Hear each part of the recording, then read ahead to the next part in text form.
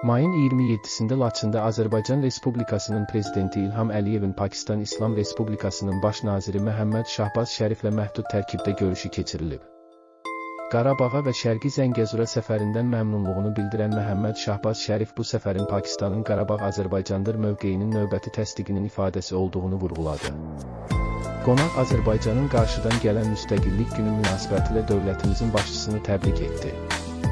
Eyni zamanda, Pakistanın Baş naziri Prezident İlham Əliyevin rəhbərliyi ilə Laçında və ətraf ərazilərdə qısa müddət ərzində həyata keçirilən bərpa və quruculuq işlərinin böyük təəssürat doğurduğunu deyərək, bu münasibətlə də dövlətimizin başçısına və Azərbaycan xalqına səmimi qəlbdən təbriklərini çatdırdı.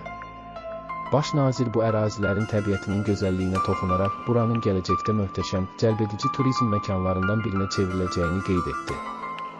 Bugün hörmətli qardaşım, Prezident İlham Əliyevlə gözəl və sakit Laçın şəhərində görüşməkdən şərəf duydum.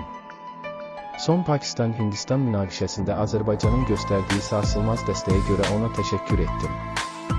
Biz Pakistan-Azərbaycan əlaqələrini bütün sahələrdə dərinləşdirmək, regional sülh və tərəqqi naminə birgə işimizi davam etdirmək üçün ümumi əzmimiz olduğunu bir daha təsdiqlədik.